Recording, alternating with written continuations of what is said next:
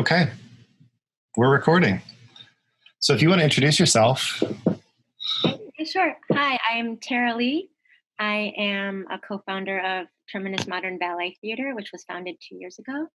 And I'm also one of their resident choreographers, and a dancer too. Oh my gosh. I can't wait to get into this. I was going to ask you, Tara, to start.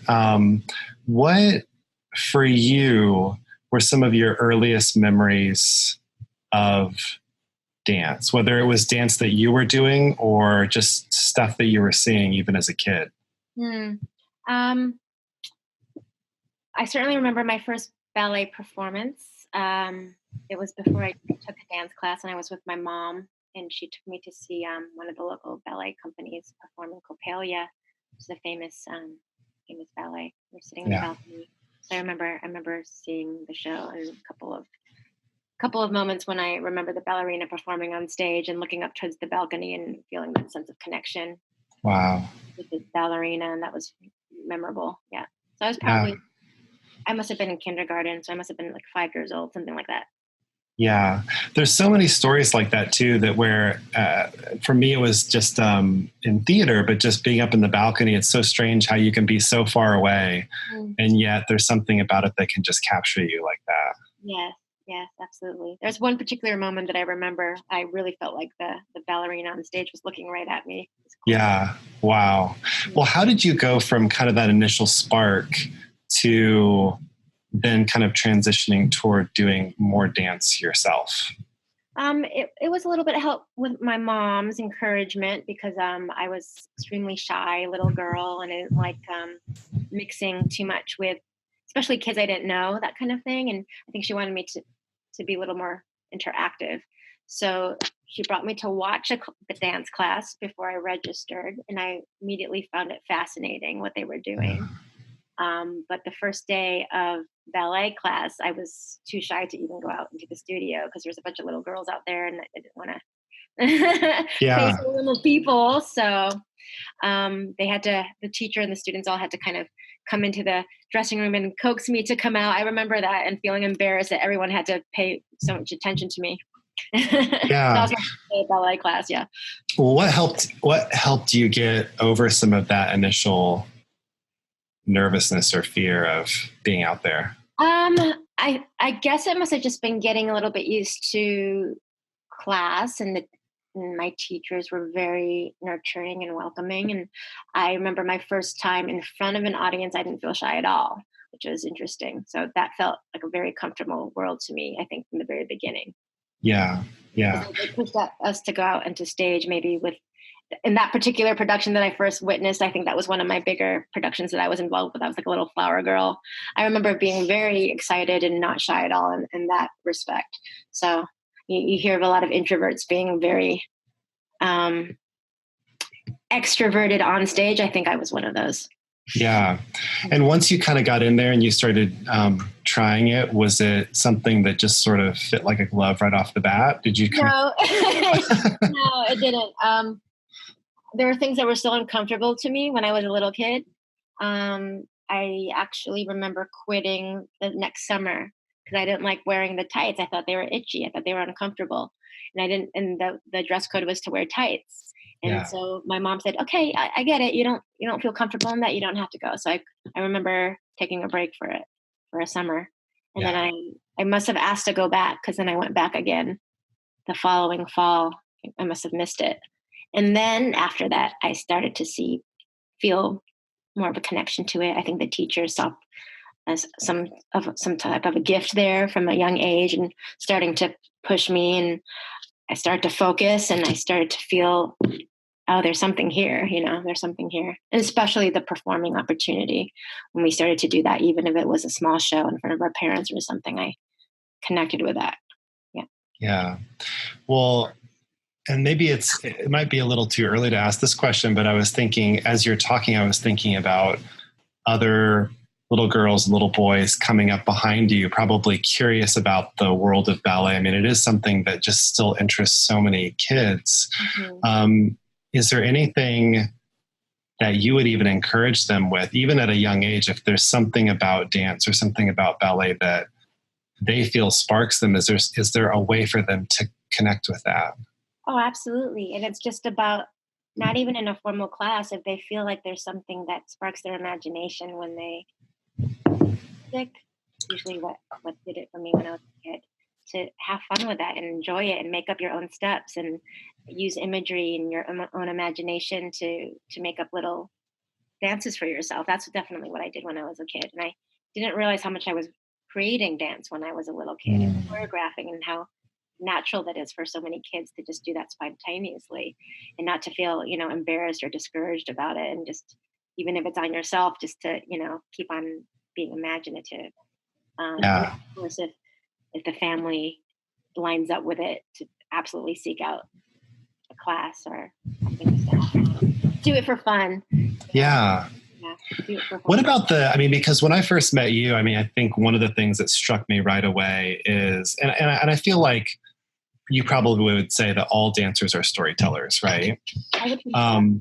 But there was also something to when I met you where it was evident that, coming out of maybe a more traditional ballet background, there was a spark in you also to tell stories, tell them in a fresh way. You had lots of ideas, and I wonder if there's anything on the storytelling end you could even speak to, because I'm sure there are not only kids but adults and people out there that they're captured by this world, and maybe they're looking for an entry point into it. Like, what can you speak to in terms of just story and the storytelling part of ballet? Maybe it might be too broad, but I'm just curious to even hear some of your thoughts about that.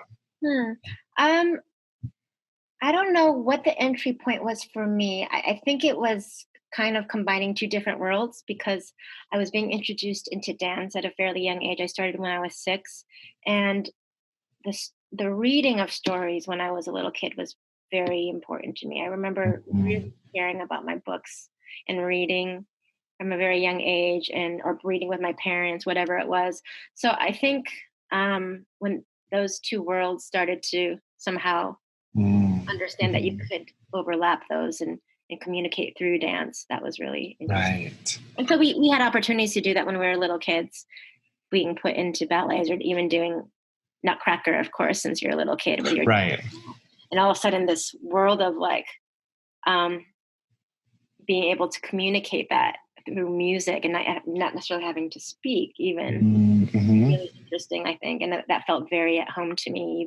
Even at a very young age, I remember that feeling like I knew how to tell a story through dance. Right. That's really cool. I definitely want to come back to that more. Can you talk about from being a child and doing dance, like, can you tell a little bit more of maybe the journey of like doing it at an early age to getting to the point where you were doing it more professionally? Yeah, there is a certain point where you start to realize how much becoming a professional entails, and it happens fairly quickly. If you demonstrate a certain amount of commitment and focus and talent, and it's recognized hopefully by those that are training you, and there's all this momentum that happens usually when you're around, I would guess, 13. And nowadays it's sooner, but certainly around 13 into high school, you have to make a lot of choices at a young age anyways. You have to decide what sports you're going to do, who your social group is going to be. So it's kind of all about forming who you are. And so it was a time when you had to make I remember having to make all these decisions and not knowing if I was ready to make them. I just knew that I had something with dance, and I knew that my academic life was a bit separate from it, and there were two different worlds. So I had to start to choose where I was putting most of my time. And it's harder for ballet dancers in certain ways, because the time frame of your career is extremely short. The time frame of getting into the professional world as a ballet dancer is very narrow. So that's a lot of pressure for like a kid in high school. Excuse me.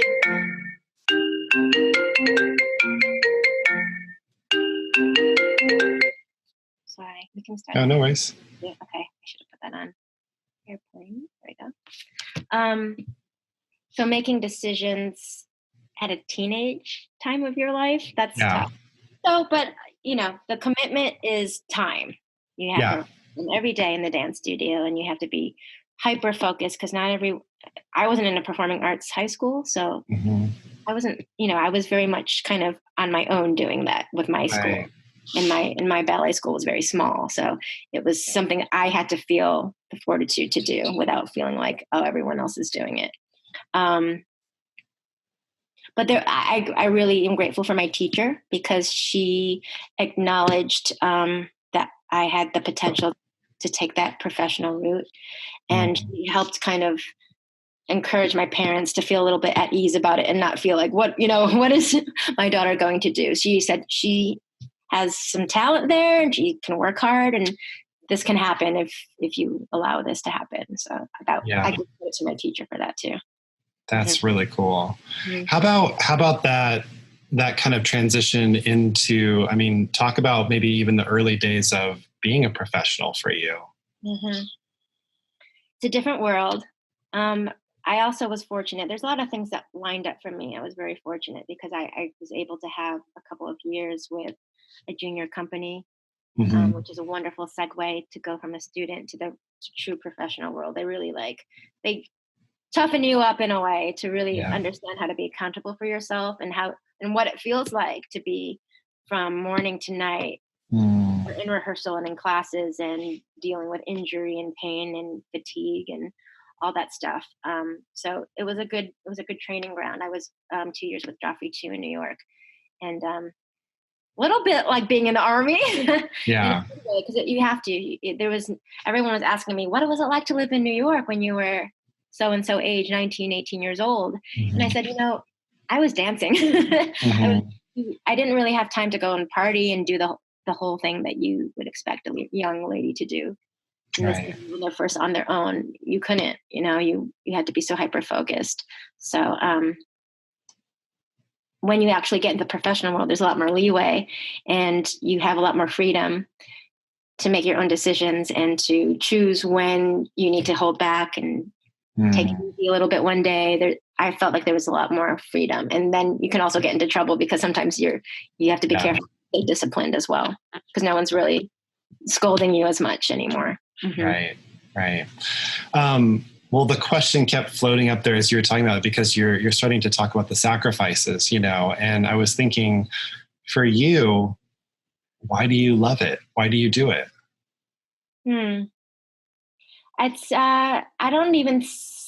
it's not an intellectual answer for me. I've been asked that before, and I've tried to say something really profound and interesting, but really it's such a profound part of me in my life, and it has been that that's what I do. It's like when you get up and eat and drink and then you go to sleep, it feels like that's very much, it's as natural to that. Dance has been that integral to my life. Why do I do it? Why do I still love it? I feel like it's the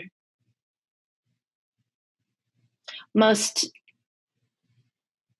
beautiful way that I've experienced to transcend your humanity and still be human at the same time. If I'm articulating that right, there's such a wonderful feeling of truth and beauty when you can really get to that place, whether you're creating or dancing or watching a dance performance. There's certain things about this art that are just undeniable. It's so human. And I feel like it stretches the potential of humanity so much just by the physical feats that dance can accomplish.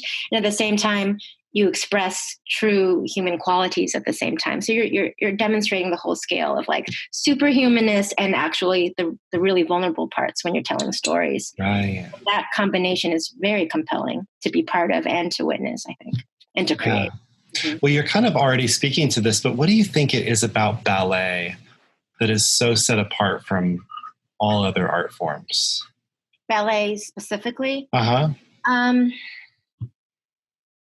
It is so difficult on every level. I feel like I have to say, I've been a musician. I've played the piano, and I'm an actress in different, contexts. So nothing is more difficult in dance because of this, because your commitment to it is every cell of your physical existence. It's a big part of your emotional commitment to what you're doing.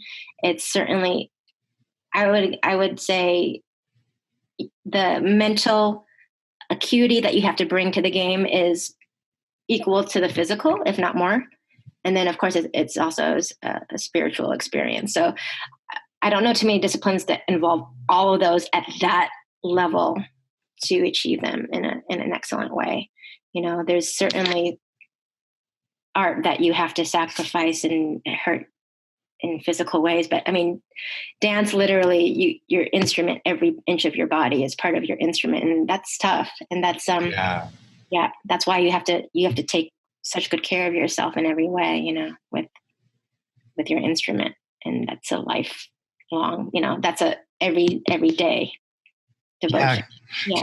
Can you talk a little bit about, like, even for you individually, what some of the hurdles or challenges have been for you through the years? Well, there's always the presence of injury that can lurk. And as much as you take good care of your body, there's still a lot of pain involved physically. So you have to learn how to manage that and be smart about it and know how to push yourself even through pain sometimes, and when to be smart and just decide you have to step back. That's a hard choice for a lot of dancers. There's, when you're in the professional world, you live and die by casting. So sometimes you're at, you know, the beck and call of who's at the front of the studio and how they see you and how does the choreographer want to cast it. And often it might not be, you know, what you agree with. So there's an emotional taxing, you know, when you feel like, that wasn't the cast the way that I felt it should have been. And then for the next couple of months, you know, you feel not up to what you could do, you know? Yeah. There's certainly, I was very lucky to be involved in an environment, in a company where we really cared about each other. Dancers did, and loved each other. But, you know, most of the time there's still competition. Obviously you're with your best friends, but you're still in some ways competing for similar parts. And that's strange, you know? So that kind of thing. And also just feeling a sense of security. I mean, dancers tend to be, their careers tend to be decided by other people, by their directors and their teachers and the choreographers. So to feel a sense of self-possession and ownership and confidence, you really have to find that for yourself.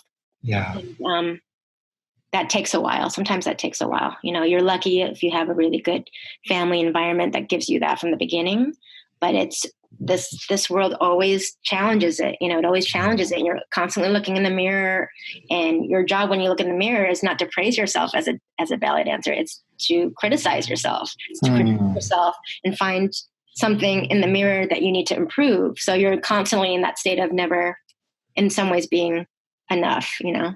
So you really have to find your self-love, confidence, keep on connecting to why you're doing it in the first place. Yeah. What are some, this might dip into maybe some more traditional ballet shows, because I was trying to think, is there a show, whether that you're performing in it or that you have seen, that still really deeply moves you? Oh, it's not even a particular show. It can be a moment.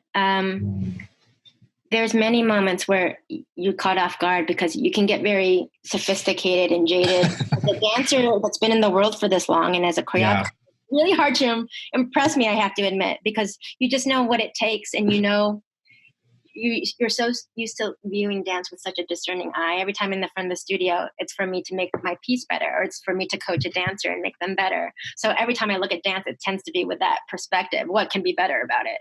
Right. But sometimes still you go and see a performance at company, and often it's in the studio with my own company, that you're just taken by this moment, and it's transcendent moment, you know, and it might not happen every moment, but it happens often. And and whatever music is playing can very often take you to that place. Right. Just move to tears sometimes, you know. And it's not a particular show. It's really an alignment of the work that you're looking at, the dancer that's on stage, the music that's being played, the receptivity of the audience. There's just this magic moments where things come together and everyone feels like they're part of something really grand. Yeah. Now, this is going to feel a little bit like it might come out of left field, but do you have a favorite dance movie? A favorite dance movie? I grew up watching The Turning Point. It's like from the 70s. And that was one of my first, when I was a little kid, one of my first iconic ballet movies that I would watch and kind of think about, dream about being a ballerina. And of course it starred Baryshnikov, and he's just such an icon. And he still, to me, represents that kind of how powerful ballet can be, because he had power to him that really affected people even outside of the dance world.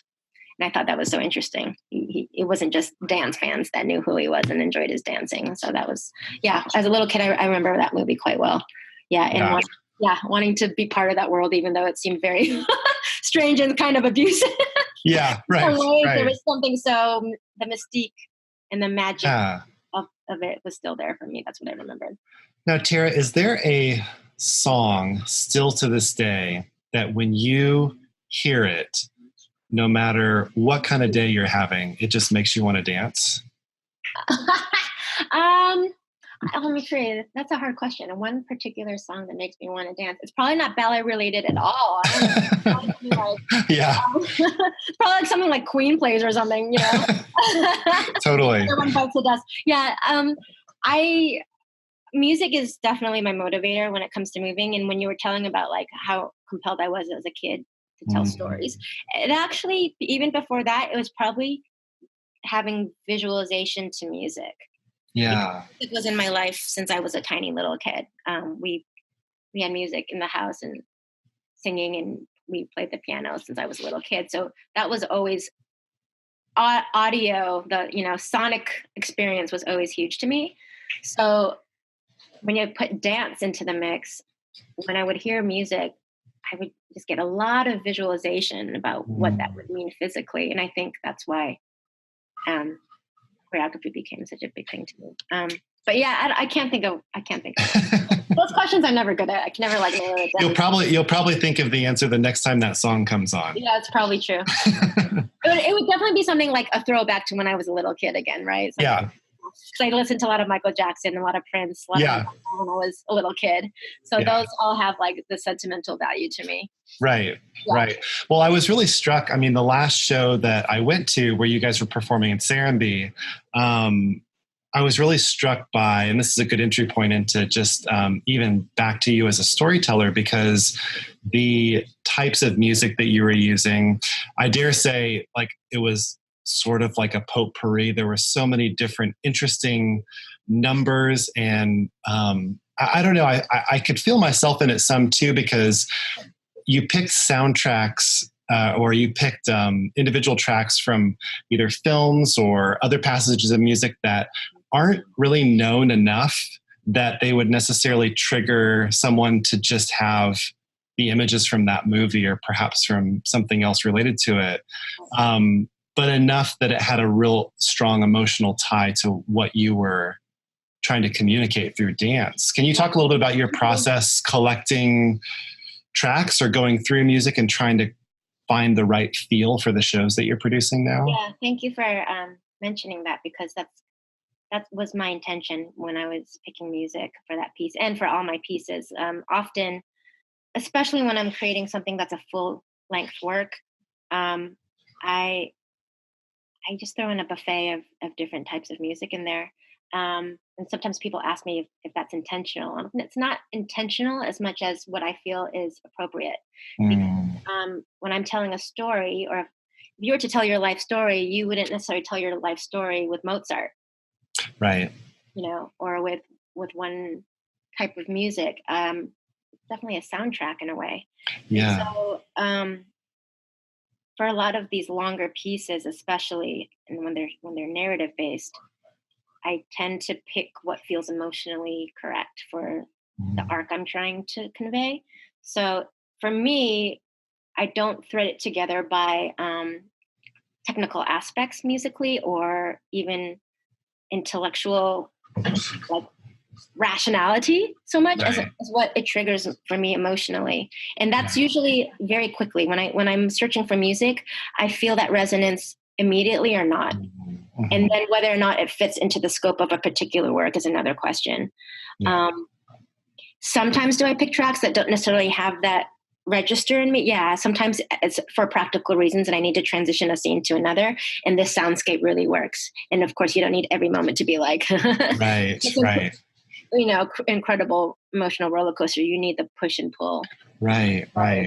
But yes, I often pick music that's contemporary or from film, like you said. But I try to steer away from things that are overly iconic or popular because I don't want to necessarily, I don't want to invoke. You want to break the spell. Yeah. Yeah. And I certainly want people to have their personal experience, but I still want to tell what I want. Yeah. So there's a balance of picking that type of music, you know. And then of course there's the other spectrum where sometimes I'll do briefer, very dance-based pieces and maybe it's one composer and it's just classical music. And that's wonderful too. It's its own ride, you know. Yeah. Is there a part of the process, without saying everything, is there a part of the process for you in crafting a show? I mean, outside of just dancing, but as you're pulling these shows together, I'm not even sure how you would label yourself as a producer. You kind of seem to have your hands in all pieces and parts, you know, but is there a part of it that you find yourself, you just feel the most alive in? Is there a part of that process in making a show? I really enjoy once I've choreographed the last step. That's a huge, strangely enough, the actual choreographing is almost the burden in a way. You almost want to get that out of the way because you want to mold it and you want to finesse it and you want to bring out the different emotional beats of the story. Yeah. And when it comes to putting, talking about lighting design with the designer or projections, I love that part. I love putting in the different tones and the colors because once the base is formed, which for me, the base are the dance steps, right? And I need, once I get that out of my brain, then I can really sculpt it in a way that's really, I really enjoy that process. And I love watching the dancers and pulling out more and holding them back and I like being the director in that way. I really enjoy that part. So the actual manifesting of the steps you can flow to, and I enjoy that. And I feel much more efficient with that part of it now. But I think when that's behind me, I enjoy it a lot more. Yeah. It's interesting when you're talking about because I, of course, have never choreographed a step in my life, but when you talk about that, it feels very close to what it would be like to write. Like choreography is almost like the script. It reminds me of a script or storyboards where you're going in with a guide. And like you're saying, it's a plan that you can fall back on, but then you can really, as a director, would show up on set and begin to feel it in the moment, like how things are actually do need to work on the day. That's a really good analogy. It's very likened to writing, I would say. The part that frustrates and scares me the most is if it's a full length and you're trying to produce some type of abstract narrative and you haven't written and you're not going, off someone else's story, which I haven't yet. I've always created my own. Yeah. That's always tricky. It's trying to understand how you want to put together that puzzle and make sure it serves the story, it serves the dancers, it serves the audience, that you're not spoon feeding. I don't like spoon feeding stories. I don't enjoy that. So I like to add enough of a trajectory that we're going somewhere together, but there's a lot of abstraction so that you can imagine as well. So that part, as much as I love creating a piece that does that, there's this part of the process that just infuriates me, and it's tough. I can imagine it being because every time you find that piece of the puzzle, okay, then there's another one that you have to figure out. So every piece of the puzzle, you get another sense of relief. I'm like, okay, let's keep going. Flow is going again. But how that doesn't make sense. If that's the protagonist, then that doesn't make sense. Would that person be in this scene and that kind of thing? tough. And I don't like to oversimplify things and not make them really interesting. So I always torture myself and go down that rabbit hole and make things a little complicated and a little bit mysterious and a little bit, I like a little trickery on the mind too. I like people to kind of be a little confused about what happened before they get clarity. Mm-hmm. You know what I mean? Yeah. Things like that always, are interesting to me when you don't understand what's happening in that scene. And then all of a sudden the pieces start to come together. Yes. You realize why that happened, kind of like life. You don't understand what's happening, but then you understand it at the end. There was actually a perfect tapestry that put it all together. That makes perfect sense. It's like an arc. Yeah, it's like an arc. I mean, every storytelling needs conflict. Otherwise, I mean, if people understand everything all the time, then there's no real conflict. But if you're creating some sense of confusion or then questions and tension. Yeah. Cool.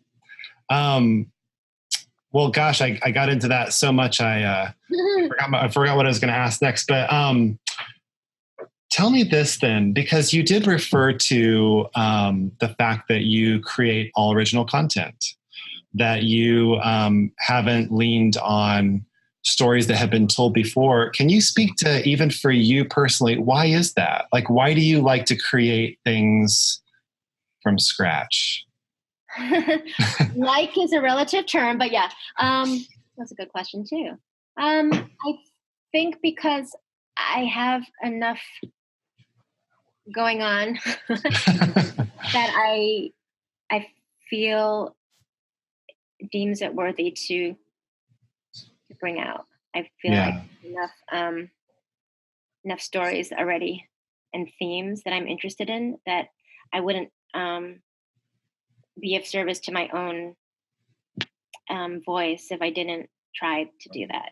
And that doesn't mean that I wouldn't be happy to tell another story, but I think because I think it's important for artists to find something really personal in there for themselves so that they can be real with it.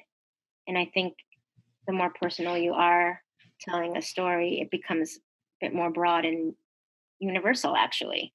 So that's why it's always started with something that I was really interested in already, that I could develop into some type of narrative. And certainly that doesn't say that I wouldn't be open to telling a story that already existed. I would be, but it would have to have that type of resonance with me for it to be worth it, to be able to do it the way it should be done, the way I know I could do it. So right now it's themes that come up in my own mind that seem to be worth going down that path with, going down that rabbit hole with. Right. Well, I was going to ask you about that. I mean, that's a perfect lead in. I was going to ask you, for you, it's kind of the whole idea of looking back and connecting the dots. But as you look back on, I mean, a number of the shows that you've done, are there themes that keep coming back up for you as a storyteller that you feel are very important to you to share with people? Yeah, there's definitely themes. I feel like, and you don't really recognize it until you've done enough work, and then you start to see, I keep doing that. I keep doing that. There's a reason I keep doing that. And other than the fact that, I just, you're falling back into your patterns, there's reasons why these themes keep coming up. Right. I'm always interested with the whole cycle of our life and our spiritual journey here. And I see that a lot of my work tends to somehow resolve itself with a feeling of togetherness of the cast, like literal togetherness and proximity, where they're literally like in a pod. Right. I have that imagery a lot in a lot of my work, and I realize there must be something there that I long for or is very truthful to me about our existence here. I feel like there's something that we have to always remember, that we're all in this together. Yeah. And I think that's really important to me. And there's a lot of like life and death cycle stuff that comes in and out of my work too, for sure. But the power of togetherness and the collective seems to always come in and out, even if it's in abstract just dance pieces where I'm not telling a story. I seem to have that imagery always come. I'm always fascinated by making a group of dancers who are dancing as soloists or as in duets to all of a sudden all of a sudden become part of this organism that acts and breathes together. It's the most difficult thing to choreograph because you have to figure out how each dancer is in this puzzle moving as the other, and then not to have another dancer stagnant.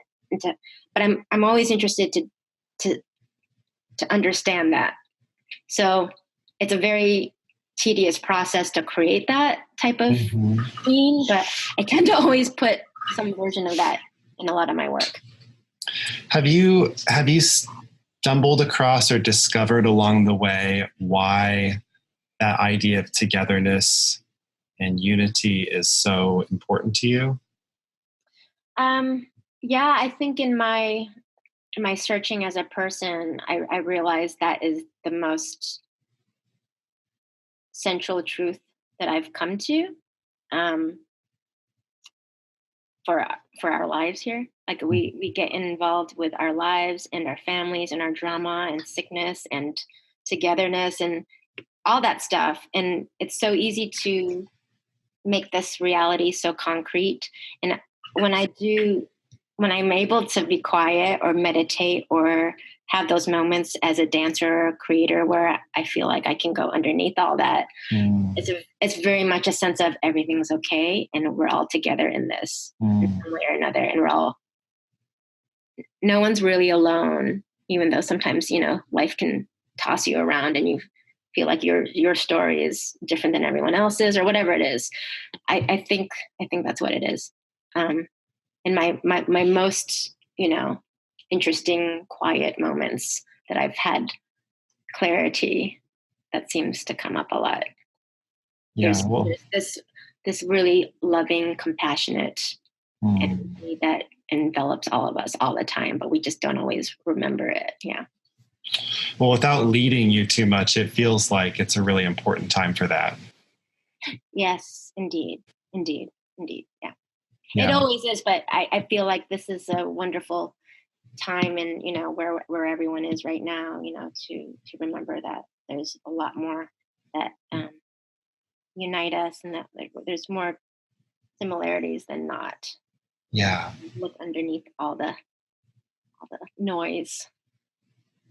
Since you've started to really make some waves forward, I mean, just even the idea of, being modern ballet, for you, what are the things that are important to hold on to from the past that are kind of a part of maybe more of the traditions of ballet? And then what are some of the things that you feel like there's much more to come, or there's a lot further that the art form can go? Good question. There's so much to cherish and honor in the tradition.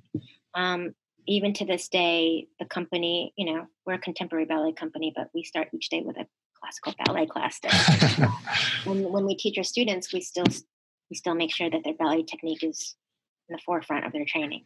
Why? Because the focus and the discipline and the mastery of your body you can't compare it to anything else. Like a really wonderful training gives you so many skills and such an amazing toolbox for any type of dance that you would ever want to do.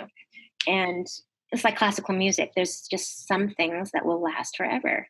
There's certain things that were created from a very, very high vibrational level, and that doesn't change with time. So at its height, classical ballet, classical music is timeless.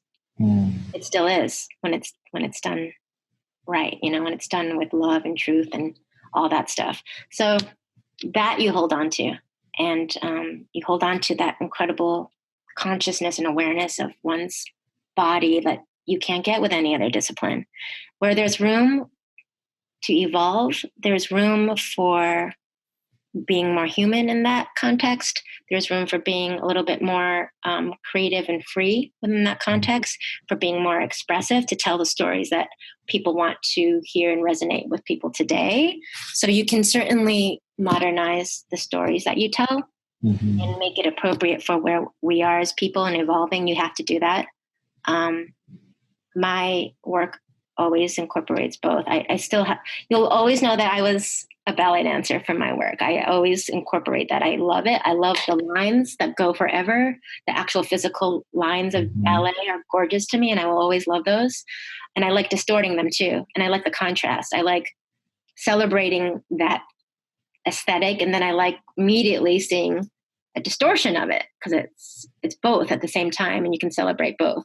So again, it's coming back to like, you can have both, and it can all be part of the same puzzle, Right. It's all great. Right.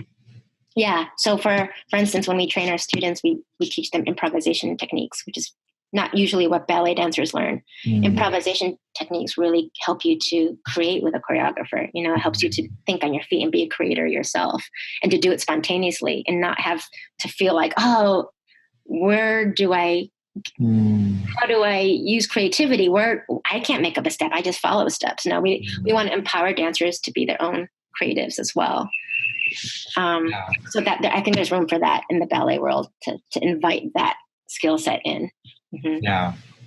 Well, maybe we'll end with this, because I think that idea of empowerment is so important. And you also use the word free and freedom. And I know that those are definitely strong themes in your work as well. Like, I'm sure you would say a lot of what you have to say about it comes through in the art form and in the shows themselves. But if you were sitting down, and maybe it's with a young person or somebody who's interested in ballet, or maybe even not, just another person, like, what do you think is important to pass along about those ideas of freedom and empowerment?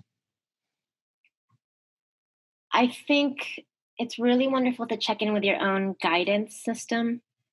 I think when you talk about the idea of a mind getting calcified or accepting of what is, that can be dangerous, because that is something that doesn't come from you. Freedom of mind means that you can create and create your experience in every moment, and you are the creative of that. That's freedom, not to have it kind of dictated by something that's happening outside of you. Some experience or some other person. There's a certain imprisonment mentally that happens when you feel like you're the victim of your circumstances. So freedom means being able to, like, when we did Ecstasis, one of the characters was in a prison, physical prison, but his muse kind of reminded him that he can be free in his mind and his imagination. He could be free even if the room was containing him. So it's really about this sense of internal freedom that you can bring wherever you are in whatever circumstance you're in. And I think that could really help a lot of people. It certainly helps me when I remember it. Yeah. That in any given situation in your life, you can really choose your experience. You can choose your adventure in that. Yeah. Well, that's a great place to end. Thank you so much for this. We'll have to do this again. Yeah, you asked very good questions. Thank you. It's like it makes me do my exercises mentally. Well, that's why I had to throw in a couple of questions about dance movies. I'm like, I don't want us to get too deep and too serious, but at the same time, I think it's a big part of who you are. And I know that you are very thoughtful when you think about stories, and you really do put your heart into it, and you want to communicate a message that resonates and that's relevant. And it definitely comes through in the shows, but I definitely wanted to give you a chance here too to talk about some of that thinking that goes into it, because sometimes that's the part that doesn't get seen much. I mean, as you and I know, when you're sort of working behind the scenes, there's this whole other show that's being produced that isn't necessarily present on stage, although it's felt a lot of times. But I think that that's even what's so neat about having conversations like this, is it gives people a chance to get to know you and understand what's important to you and how you really do follow your heart in the things that you're doing. That's lovely. Thank you so much for that. Thank you for the opportunity. Yeah. All right.